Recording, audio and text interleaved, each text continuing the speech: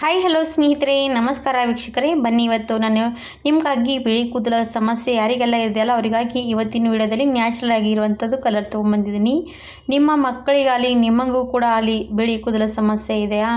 ದೊಡ್ಡವರಾದರೂ ಏನಾದರೂ ಹಚ್ಕೋಬೋದು, ಸಣ್ಣ ಮಕ್ಕಳಿಗೆ ಏನು ಹಚ್ಚೋದಕ್ಕಾಗುತ್ತೆ ಸ್ನೇಹಿತರೆ? ಕೆಮಿಕಲ್ಗಿಂತ ನ್ಯಾಚುರಲ್ ಆಗಿರುವಂಥ ಕಲರ್ಗಳೇ ಮಕ್ಕಳಿಗೆ ಯೂಸ್ ಮಾಡಬೇಕಾಗುತ್ತೆ. ಯಾಕಂದರೆ ಕೆಮಿಕಲ್ ಮಕ್ಕಳ ಏಜಿಗೆ ಯೂಸ್ ಮಾಡುವಂಥದ್ದಿಲ್ಲ ಸ್ನೇಹಿತರೆ. ಹಾಗಾಗಿ ಈ ಥರ ಇರುವಂಥ ಕಲರ್ ಮಕ್ಕಳಿಗೂ ಕೂಡ ನೀವು ಯೂಸ್ ಮಾಡ್ತಾ ಇರ್ಬೋದು. ಯಾಕಂದರೆ ಮಕ್ಕಳಿಗೂ ಕೂಡ ನ್ಯಾಚುರಲಾಗಿ ಬಿಳಿ ಕೂದಲು ಕಪ್ಪು ಮಾಡಿಬಿಟ್ರೆ ಅವರು ಕೂಡ ತುಂಬಾ ಖುಷಿಯಾಗಿಬಿಡ್ತಾರೆ ಸ್ನೇಹಿತರೆ. ಯಾಕಂದರೆ ಅವರ ತಲೆಯಲ್ಲೂ ಕೂಡ ಬಿಳಿ ಕೂದಲ ಸಮಸ್ಯೆ ಸಣ್ಣ ವಯಸ್ಸಿನಲ್ಲೇ ಕಾಡ್ತಾ ಇರೋವಂಥದ್ದು. ಎಲ್ಲರ ತಲೆಯಲ್ಲೂ ಕೂಡ ಬಿಳಿ ಕೂದಲ ಸಮಸ್ಯೆ ಕಾಡುತ್ತೆ. ಆದರೆ ಸಣ್ಣ ಮಕ್ಕಳಿಗಾದರೆ ಒಂಥರ ನೋಡೋದಕ್ಕೂ ಕೂಡ ಚೆನ್ನಾಗಿ ಕಾಣಿಸೋದಿಲ್ಲ. ಹಾಗಾಗಿ ಈ ಥರ ಕೂಡ ನೀವು ಯಾವುದೇ ಫಂಕ್ಷನ್ಗೆ ಹೋದರೂ ಕೂಡ ಈ ರೀತಿ ನೀವು ಕಲರ್ ಹಚ್ಚಿಬಿಟ್ರೆ ಸಾಕು, ಅವರ ಕೂದಲು ಕೂಡ ತುಂಬಾ ಕಪ್ಪಗಾಗ್ಬಿಡುತ್ತೆ. ಹಾಗಿದ್ರೆ ಈ ಥರ ಕಲರ್ ನೀವು ಕೂಡ ರೆಡಿ ಮಾಡಿ ಮಕ್ಕಳಿಗಾಗಲಿ ವಯಸ್ಸಾದವರಿಗಾಗಲಿ ಎಲ್ಲ ಏಜ್ ಇದ್ದವರಿಗೆ ಯೂಸ್ ಮಾಡ್ಕೋಬೋದು. ಹಾಗಾದರೆ ಯಾಕೆ ತಡ ಮಾಡೋದು?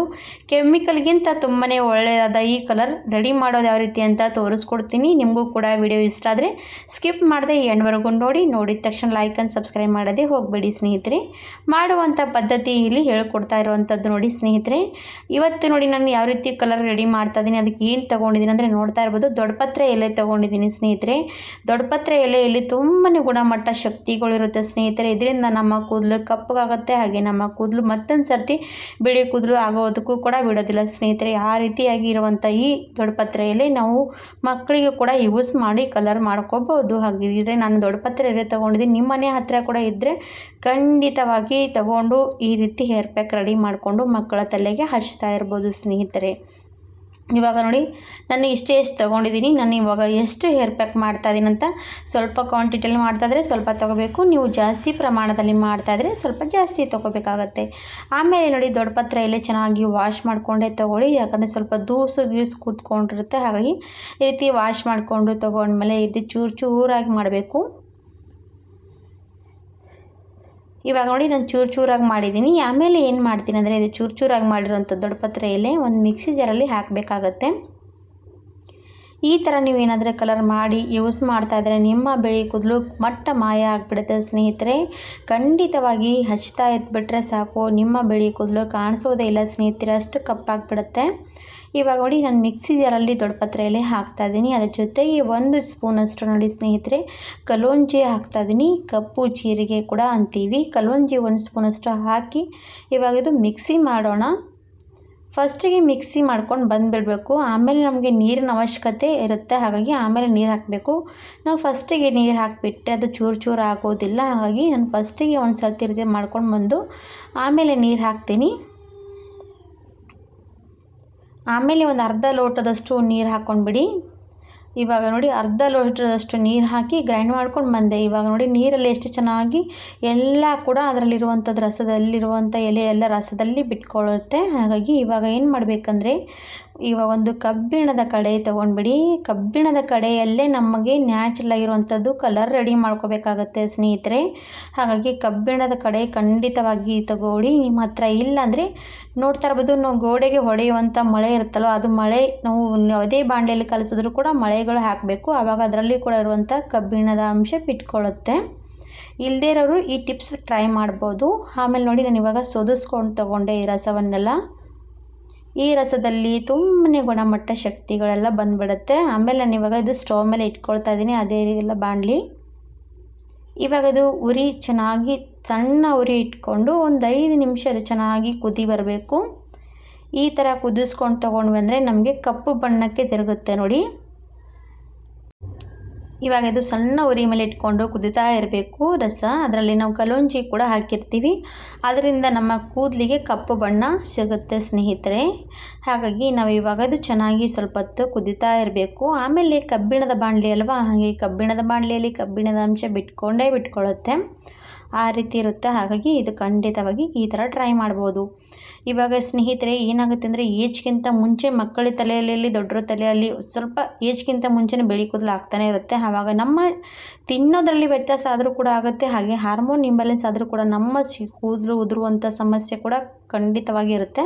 ಆವಾಗ ಈ ಥರ ಕೂಡ ನಾವು ನ್ಯಾಚುರಲ್ ಆಗಿರುವಂಥದ್ದು ಈ ರಸವನ್ನು ನಮ್ಮ ತಲೆಗೆ ಹಚ್ತಾ ಬಂದರೆ ಸಾಕು, ನಿಮ್ಮ ಕೂದಲು ಎಷ್ಟೇ ಉದುರುವಂಥ ಸಮಸ್ಯೆ ಆದರೂ ಕೂಡ ತಡೆಗಟ್ಟುತ್ತೆ. ಹಾಗಾಗಿ ಖಂಡಿತವಾಗಿ ಈ ನೀರು ಟ್ರೈ ಮಾಡ್ಬೋದು ನೀವು.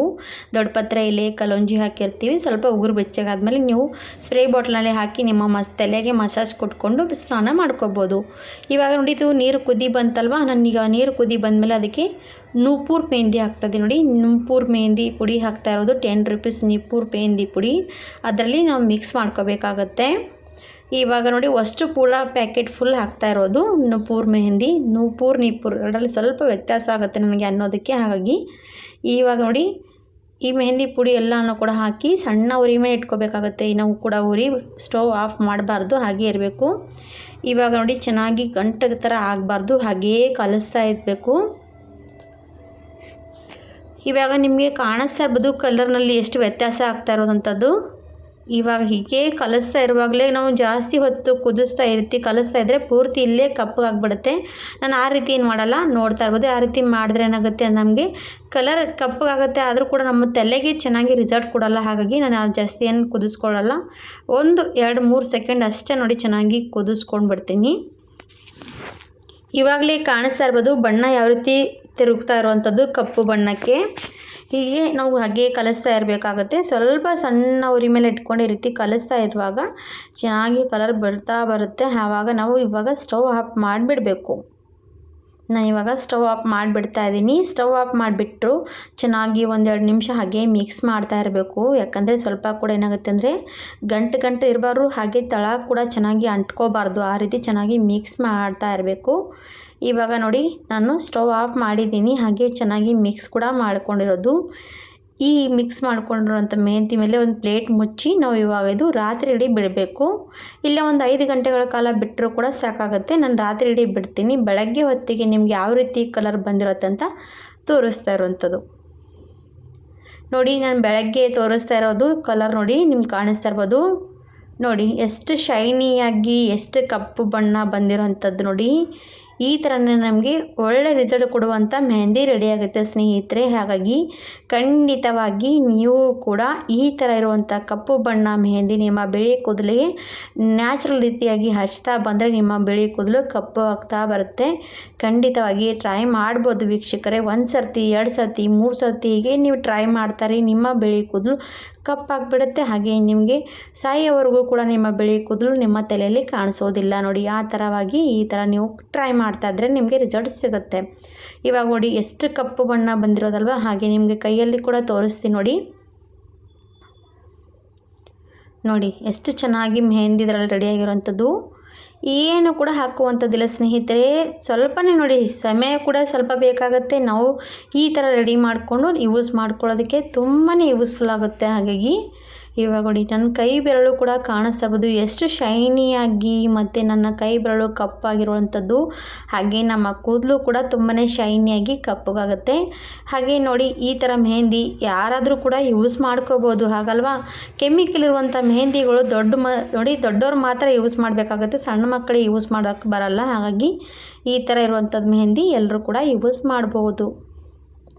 ಹಾಗೆ ನಿಮಗೆ ತಲೆಗೂ ಕೂಡ ಹಚ್ಚಿ ತೋರಿಸ್ತೀನಿ ಬನ್ನಿ ಬ್ರಷಿನ ಸಹಾಯದಿಂದ. ಇವಾಗ ನಾನು ಕೂದಲಿಗೆ ಹಚ್ತಾ ಇರುವಂಥದ್ದು ಈ ಥರ ಹಚ್ಕೊಂಡು ನಾವು 3 ಗಂಟೆಗಳ 2 ಗಂಟೆಗಳು ಬಿಟ್ಟು ವಾಶ್ ಮಾಡ್ಕೋಬೇಕು. ಇವಾಗ ಸ್ನೇಹಿತರೆ ಬಿಳಿ ಕೂದಲಿಗೆ ಹಚ್ಚಿದ ತಕ್ಷಣ ಕೂದಲು ಕಪ್ಪಾಗಿಲ್ಲ ಅಂತ ಅನ್ಬೇಡಿ. ಯಾಕಂದರೆ 1 ಸರ್ತಿ ಯೂಸ್ ಮಾಡಿದ್ರೆ ಆಗಲ್ಲ, ಇದನ್ನು 4 ಸರ್ತಿ ಯೂಸ್ ಮಾಡಬೇಕು. ಆವಾಗ ನಿಮ್ಮ ಬಿಳಿ ಕೂದಲು ಕಪ್ಪಗಾಗ್ಬಿಡುತ್ತೆ ಸ್ನೇಹಿತರೆ. ಯಾಕಂದರೆ ಇದು ಕೆಮಿಕಲ್ ಇಲ್ಲದೆ ಮಾಡಿರುವಂಥದ್ದು ಹೇರ್ ಪ್ಯಾಕು. ಹಾಗಾಗಿ ಸ್ವಲ್ಪ ಟ್ರೈ ಮಾಡ್ತಾ ಇರಬೇಕು, ಆವಾಗ ನಿಮ್ಮ ಕೂದಲು ಕಪ್ಪಗಾಗುತ್ತೆ ಸ್ನೇಹಿತರೆ. ಈ ರೀತಿ ಮಾಡಿ ನಿಮ್ಮ ತಲೆಗೂ ಕೂಡ ಹಚ್ಕೊಂಡು ನೋಡಿ. ವಿಡಿಯೋ ಕೂಡ ಇಷ್ಟ ಆದರೆ ಲೈಕ್ ಮಾಡಿ, ಸಬ್ಸ್ಕ್ರೈಬ್ ಮಾಡಿ, ಶೇರ್ ಮಾಡಿ. ಧನ್ಯವಾದ ವೀಕ್ಷಕರೇ.